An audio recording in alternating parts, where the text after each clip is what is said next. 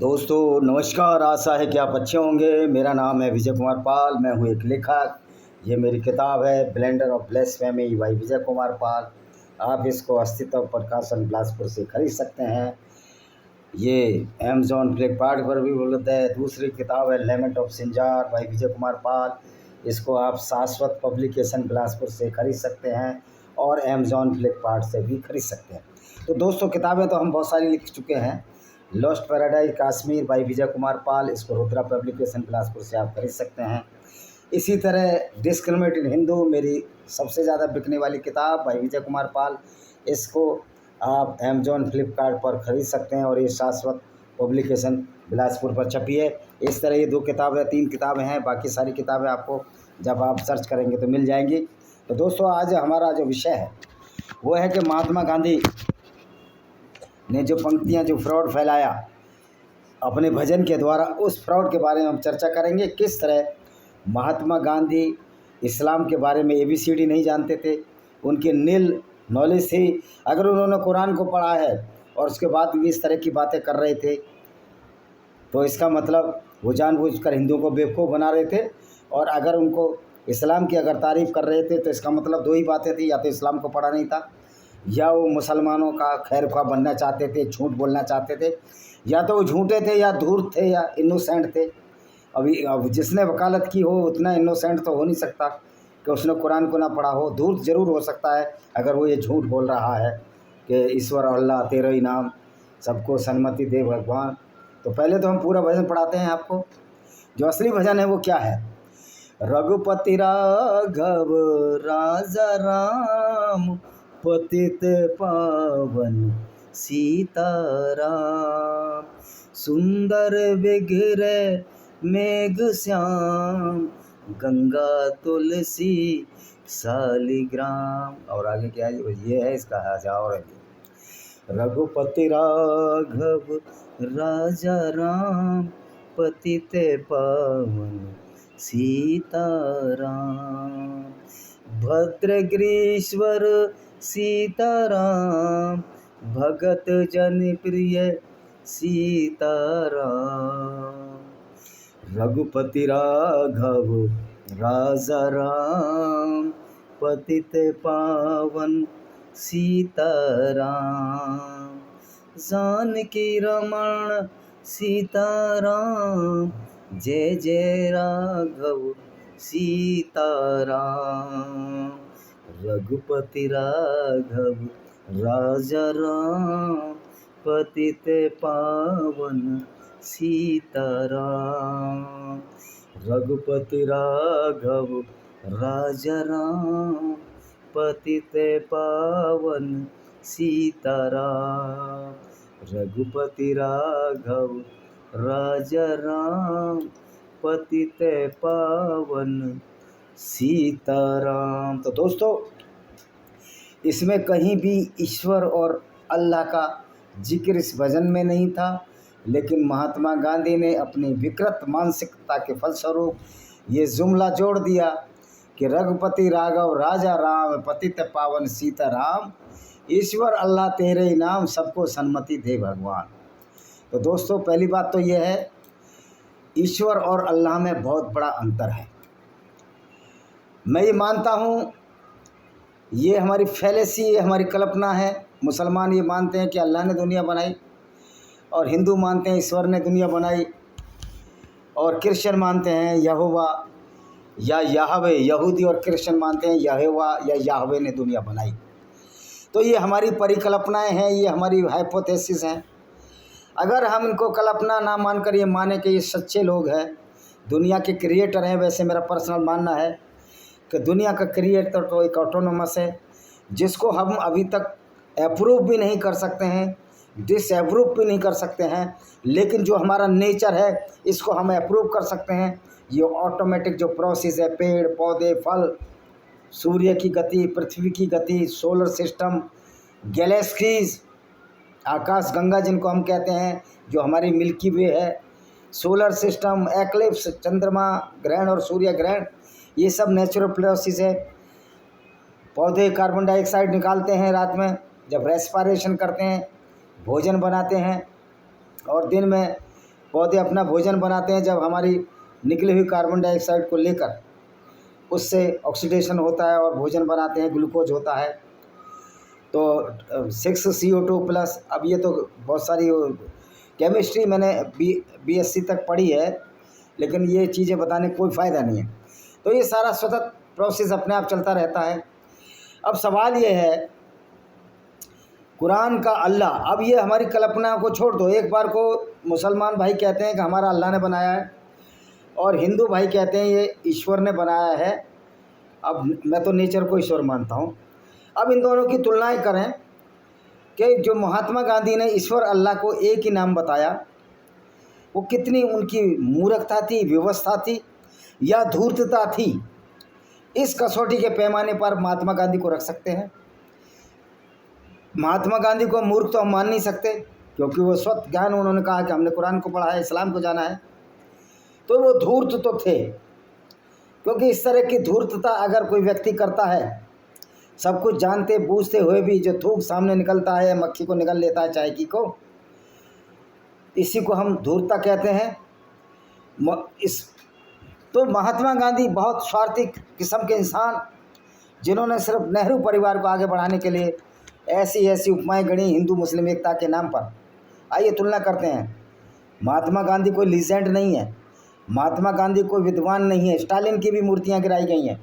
एक दिन जरूर आएगा कि महात्मा गांधी की मूर्तियां इस देश में गिराई जाएंगी, वो ज़्यादा दिन देर नहीं। ये कम्युनिस्ट और जिहादी धीरे धीरे पूरी दुनिया से जा रहे हैं। नेपाल में कम्युनिस्टों का शासन का अंत हो गया, और हमारे मुस्लिम भाई भी अब इस्लाम को छोड़ रहे हैं। बांग्लादेश में लाखों मुस्लिम ऐसे हैं जिन्होंने इस्लाम छोड़ दिया है।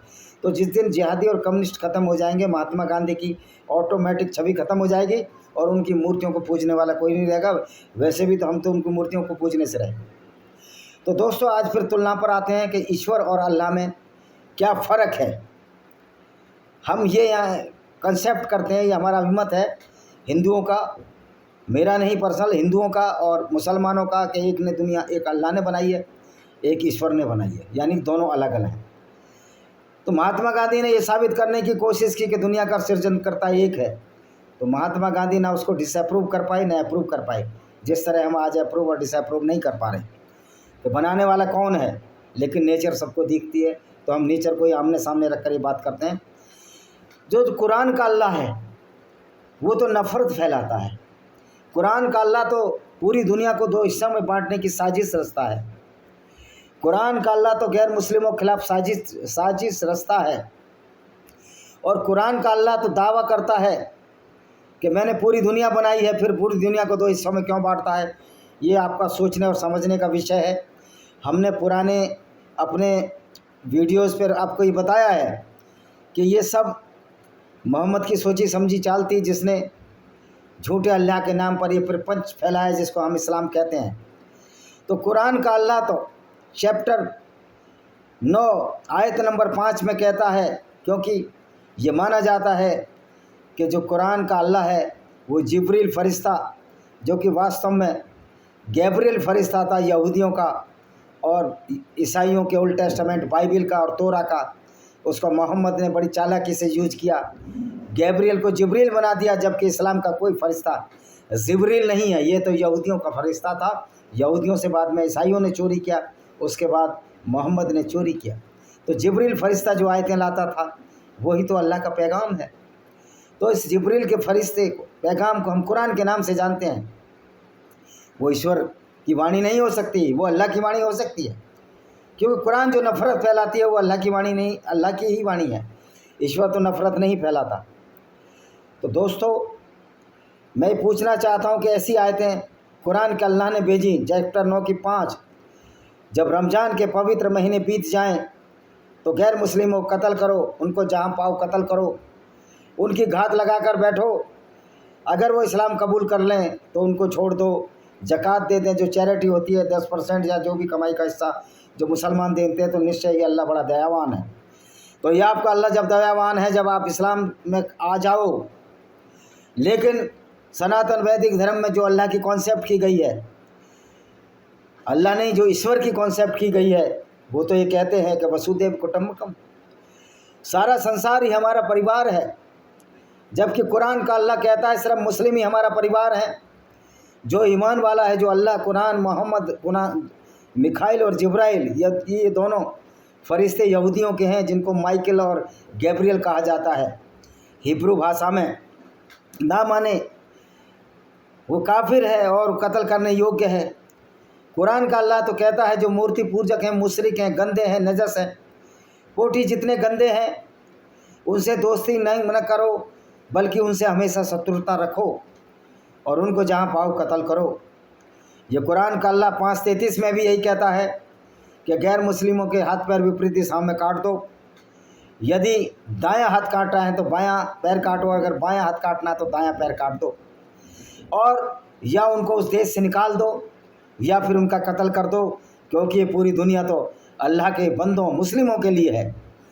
लेकिन सनातन वैदिक धर्म का जो कॉन्सेप्टिव अल्लाह है, जिसको कि हम अभी मत हमारा है, वो तो ये कहता है सर्व वसुदेव कुटुम्बकम सवर्ते भवतु सुखिनः सवर्ते भवन्तु निरामया। सारे सुखी हों, सारे निरामयी हों, निरोगी काया के हों, और बहुत सारा भद्राणी पश्यन्ति। तो फिर मुझे खोल के देखना पड़ेगा कि इतना सारा काम मैं करता हूँ, तो सारे संस्कृत के दोहे तो मुझे याद नहीं है। तो सनातन वैदिक धर्म का ईश्वर तो जहाँ से आपको बराबरी का हक दिलाता है, जानवर और पशु पौधों का वध करने के लिए भी मना करता है। यजुर्वेद में एक मंत्र है कि अश्वों को ना मारा जाए, उसका उल्लेख मैंने पुरानी किताबों में किया है। अब खोलूँगा तो वीडियो बहुत लंबा हो जाएगा। तो हमारा मेन ऑब्जेक्टिव ये था कि ईश्वर और अल्लाह एक नहीं है। जहाँ अल्लाह बहुत ही निहायत ही क्रूर है, निहायत ही चालाक है और धोखेबाजी करना मुसलमानों को सिखाता है, क्योंकि इस्लाम कहता है कि आप अलतकिया का उपयोग करो, जो कि एक धोखेबाजी है गैर मुस्लिमों के खिलाफ। अगर आपकी संख्या कम हो तो अलतकिया का उपयोग करो और उन पर काबिज हो जाओ, उन पर चढ़कर रहो, उनसे हमेशा शत्रुता करो, जब तक पूरी दुनिया में इस्लाम फैला ना दिया जाए। तो ये अल्लाह तो सिर्फ इस्लाम के लिए बना है, पूरी दुनिया के लिए नहीं बना। इसके विपरीत जो ईश्वर है, जो सनातन वैदिक धर्म का ईश्वर है, वो तो स्त्री में भी लक्ष्मी स्वरूप देखता है, देवी स्वरूप देखता है। आज हमारे देवता देवियों का कितना सम्मान मिलता है। माँ शेरावाली का मंदिर है, बहुत सारी देवियों का मंदिर है, लक्ष्मी का मंदिर है, सरस्वती का मंदिर है, ब्राह्मणी का मंदिर है। लेकिन इस्लाम में एक भी बताइए औरत जो पैगंबर हो। वो इस्लाम तो एक वाहिद ओनली एक ऐसी आइडियोलॉजी है जो महिलाओं को आदि बुद्धि का बताता है। कुरान में यह आयत है कि एक पुरुष की गवाही 2 महिलाओं के बराबर होगी, क्योंकि अगर एक महिला याद आज गवाही देना भूल जाए तो दूसरी दिला देगी। ये हालत है कि जबकि हमारे भारतीय संविधान में तो सबकी गवाही बराबर मानी गई है, और इस्लाम में तो महिलाओं की दुर्दशा का ये आलम है कि जब एक औरत के साथ बलात्कार हो तो वो 4 गवाह लाए अपने लिए कि मेरे साथ बलात्कार हुआ है। ये है दुर्दशा इस्लाम में औरत की। अब बताइए वो 4 गवाह कहाँ से लाएगी? क्योंकि 4 गवाह अगर मनुष्य हैं और उन्होंने उसके साथ बलात्कार किया हो तो क्या गवाही देंगे? अगर खुले में भी उसके साथ बलात्कार किया होगा तो कौन गवाही देने आएगा? वो 4 गवाह कहाँ से लाएगी? वो तो वैसे ही उसकी तो प्रताड़ना का शिकार होकर वो तो फ्रस्ट्रेशन में चली जाएगी, मानसिक अधोगति को चली जाएगी, कुंठा से ग्रसित हो जाएगी, अवसाद में चली जाएगी।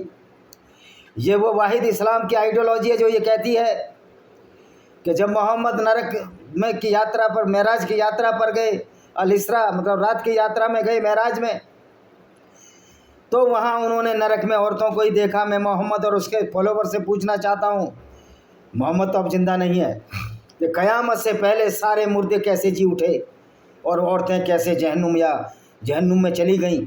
ये फ़लसफ़ा तो क़यामत के बाद होना था। खैर, ये तो हमने एक झूठ बताया है, यानी कि इस्लाम का एक झूठ उधेड़ा है कि किस तरह मोहम्मद की मनोदिशा थी कि वो कहता था कि औरतें नरक की वासनी होती हैं, नरक में रहती हैं। बहुत सारे उदाहरण हैं जब एक औरत इस्लाम में तलाक का उसको खुद आधार नहीं है, वो खुद तलाक नहीं ले सकती। जो मौलाना कहते हैं कि औरत को भी इस्लाम में पूरे हकूक़ और अधिकार दिए गए हैं, तो मैं पूछना चाहता हूँ, इस्लाम में तलाक का अधिकार औरत को कहाँ है? बिल्कुल भी नहीं है, 100% नहीं है। वो सिर्फ खुला ले सकती है, वो सिर्फ रिक्वेस्ट कर सकती है अपने पति को कि मैं आपसे अलग होना चाहती हूँ। ये उसकी मर्जी पर है, अलग करें या ना करें। और मान लिया किसी पुरुष को छोटी सी मामूली बात पर गुस्सा आ जाए और विधि ने एक निश्चित अवधि के बराबर 3 तलाक, 3 बार वो तलाक बोलते हैं, महीने 2 महीने की जो भी अवधि है, तो वही पत्नी यदि पति प्रायश्चित करना चाहे और वो अपनी पूरी पत्नी को तलाक के बाद अपने पास लाना चाहे तो वो नहीं ला सकता, क्योंकि इस्लाम तो कुप्रथाओं का एक अंबार है। उसमें उसको पहली पत्नी को निकाह करना पड़ेगा दूसरे के साथ, जिसको कि टेम्परेरी मैरिज होती है, कहीं कहीं भी स्थायी भी चल जाती है, और उसके साथ उसको इंटरकोर्स करना पड़ेगा। उसके बाद फिर वो पत्नी उस आदमी से तलाक लेगी जिससे निकाह किया, और फिर अपने पुराने पति के पास आ सकती है। कितने बंधन हैं औरत के लिए। ये कहते हैं कि औरत को इसलिए तलाक को दुरूह बनाया गया है कि जिससे कि लोग आसानी से तलाक ना लें। तो जो पति अपनी पत्नी से नाराज़ है, उससे बदला लेना चाहता है, वो तो उसको तलाक दे देगा, उसको प्रताड़ित भी कराएगा, और फिर अपने पास आने के लिए उसको निकाहनामा भी पढ़ाएगा और फिर तलाक दे देगा। तो ये कहना कि तलाक को दुरूह बनाया गया है, तलाक आपने दुरूह कहाँ बनाया? तलाक तो आपने आसान बना दिया। तलाक में औरतों का कोई फेवर ही नहीं, वो तो तलाक ले नहीं सकती। तलाक आसान जब होता जब औरत अपने पति से 3 बार बोल के तलाक ले गई होती, तब होता। और पति अगर उसके पास आना चाहता तो वो हलाला करवाता किसी मौलवी से, गे और लेस्बियन के रूप में। तो ये जो फ़लसफ़े हैं, ये तो सनातन वैदिक धर्म में नहीं है। वहाँ तो लिखा गया है, यत्र पूज्यते नारी तत्र वसते देवता। जहाँ नारी की पूजा होती है वहाँ देवता बसते हैं। गोकी आप देखते हैं कि आज नारी की बहुत अस्मिता लूटी जा रही हैं, हिंदुओं द्वारा लूटी जा रही हैं, क्रिश्चियनों द्वारा लूटी जा रही हैं। लेकिन ये तो धर्म में नहीं लिखा ना, ये तो हमारी किताबों में नहीं लिखा, इसको तो अपराध माना जाता है। इस्लाम वो वाहिद धर्म है जो औरतों की बेइज्जती करने को अपराध नहीं मानता, दूसरों की औरतों को लूट कर उनको बाजार में बेचने को अपराध नहीं मानता। ये जो कुरान का अल्लाह है वो औरतों को लूटने के लिए अपने पैगंबर को उकसाता था। पैगंबर ने काफिले लूटे, औरतें लूटी और 2-3 औरतों के साथ बलात्कार किया। एक औरत के पति और पिता को उसी रात मारा और उसके साथ 3 दिन ये खैबर में पड़े रहे। हमारा सनातन वैदिक धर्म या किसी का भी, मैं कहता हूँ मैं हिंदू नहीं हूँ, चलो दो आई एम बॉर्न हिंदू, अगर मैं इस आइडियोलॉजी को नहीं भी मानता का ईश्वर के, लेकिन ये स्पिरिचुअलिटी, ये मॉरल वैल्यूज़ जो हमको सनातन वैदिक धर्म से मिली हैं, उसको तो हमारा संविधान भी एग्री करता है। तो निश्चित तौर पर अगर हम संविधान को मानते हैं तो जाने और अनजाने, चाहे वो ब्राह्मणों को गाली देने वाले हों, सनातन वैदिक धर्मियों को गाली देने वाले हों, वो भी हमारे सनातन धर्म के मॉरल वैल्यू को अनजाने में इनडायरेक्ट में मांग लेते हैं, तो उसके बिना उनका चारा ही नहीं है। सनातन धर्म के वैदिक मूल्यों को माने बिना उनका चारा ही नहीं है, भले वो हिंदू हो या कोई हो, मुसलमान हो। लेकिन इस्लाम में ऐसा नहीं है। इस्लाम में मॉरल वैल्यू नाम की कोई चीज़ नहीं है। इस्लाम का अल्लाह कत्लो गारत तो गैर मुस्लिमों का कराता है, उनके काफिले लूटने की भी इजाज़त देता है, उनकी औरतों से बलात्कार की भी अनुमति देता है। इवन यहाँ तक कि अपनी औरत को तलाक देने के बाद उसको निकाह कराना पड़ता है और उसके साथ हलाला होता है, जो एक तरह की वैश्यावृत्ति है। तो ईश्वर तो वैश्यावृत्ति नहीं कराता। अब ये नियोग का उदाहरण देते हैं कि नियोग मतलब किसी के साथ शारीरिक संबंध बनाकर बच्चा पैदा करना। तो नियोग भी उस पुरुष और स्त्री की सहमति से होता था, उसमें दोनों की रजामंदी से नियोग होता था। हालांकि ये जो अवैध संबंध है, मैं इसको नियोग को भी ठीक नहीं मानता हूँ, लेकिन कम से कम दोनों की सहमति से होता था। लेकिन वेदों में इस तरह की कोई चर्चा नहीं है कि नियोग किया जाए। एक पत्नी व्रत का व्रत है, क्योंकि राजा दशरथ के 3 रानियाँ थीं, लेकिन कहीं भी ये नहीं लिखा वेदों में कि 3 पत्नियाँ हों। पतिव्रत होना चाहिए, पतिव्रता होना चाहिए।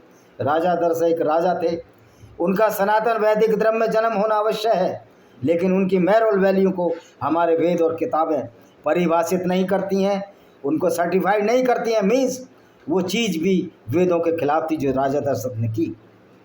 तो हम यही कहना चाहते हैं कि जहाँ इस्लाम मॉरल वैल्यूओं को ख़त्म करता है, नैतिक अवमूल्यन करता है, लोगों को कत्लो गारत करवाता है, सारे विचारधारा को, सारी दया और करुणा को ताक पर रखकर पूरी दुनिया में हिंसा फैलाता है, वहाँ सनातन वैदिक धर्म का ईश्वर न तो हिंसा में विश्वास रखता है, बल्कि तो सैकड़ों बार वेदों में आया है कि घोड़ों को ना मारा जाए, पशु बलि ना दी जाए, नर बलि ना दी जाए।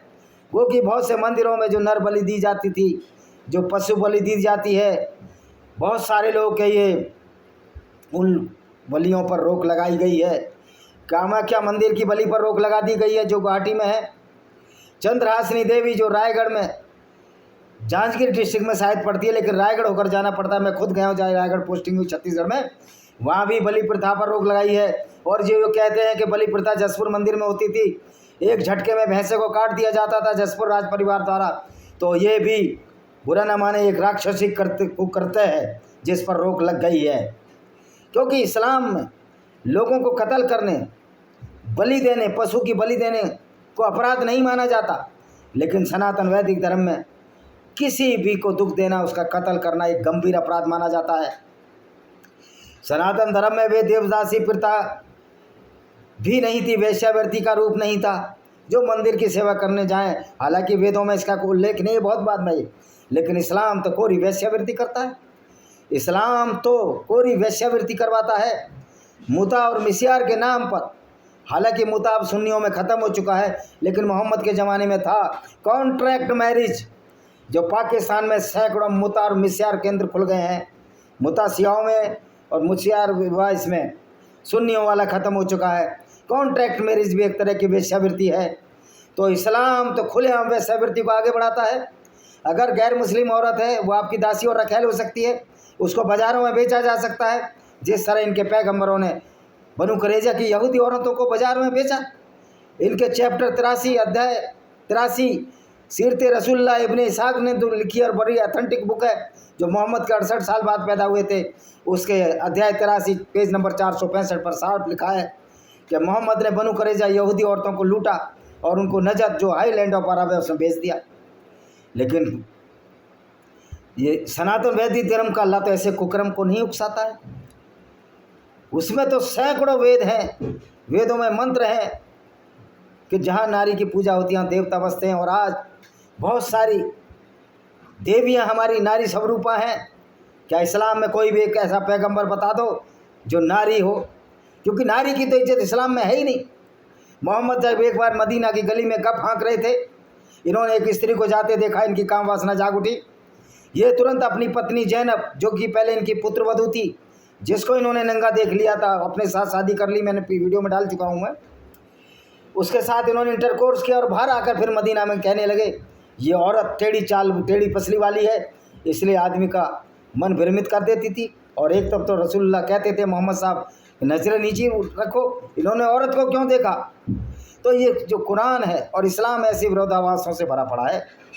तो कुरान का अल्लाह जहाँ अत्याचारी कामुक, जहाँ अत्याचारी है, गैर मुस्लिमों को कत्ल कराता है, हमारे मुस्लिम भाइयों को कामुकता सिखाता है, उनके लिए औरतों का इंतजाम करता है, वहाँ सनातन वैदिक धर्म का अल्लाह हमको मॉरल ड्यूटीज़, नैतिक दायित्व, अधीनता की ओर ले जाता है, भाईचारा की बात करता है, भेदभाव को ख़त्म करता है।